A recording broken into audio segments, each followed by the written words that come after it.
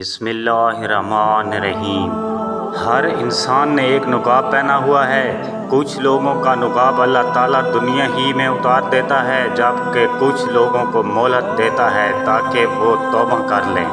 مقابلے کا پہلا میدان تمہارا نفس ہے، اس سے جنگ کر کے آزما لو کہ تم آزاد ہو یا غلام۔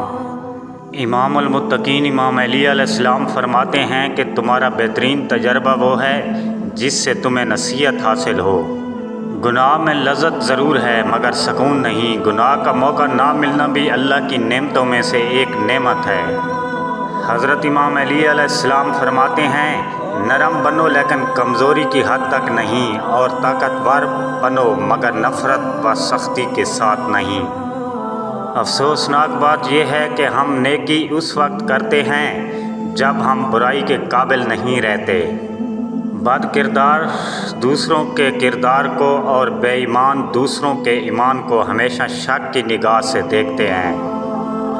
جب انسان بہت زیادہ جھوٹ بولتا ہے تو ایک وقت ایسا آتا ہے جب اسے خود اپنے سچ کا اعتبار نہیں رہتا۔ امام علی علیہ السلام نے فرمایا، جو خدا سے ڈرتا ہے وہ کبھی کسی پر ظلم نہیں کرتا۔ مانگنے والے کو دنیا دیتی ہے اور دینے والے کو اللہ دیتا ہے۔ کسی نیکی کو معمولی نہ سمجھیں، شاید وہی آپ کی مغفرت کا وسیلہ بن جائے۔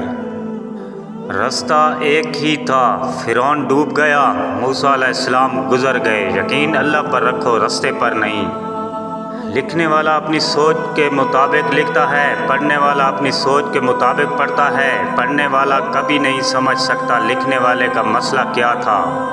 رابطے استغفار رکھیں، خالق سے نماز کے ذریعے، مخلوق سے سلام کے ذریعے۔ حضرت علی علیہ السلام نے فرمایا، کبھی اپنی جسمانی طاقت اور دولت پر بھروسہ نہ کرنا کہ بیماری اور غربت آنے میں دیر نہیں لگتی۔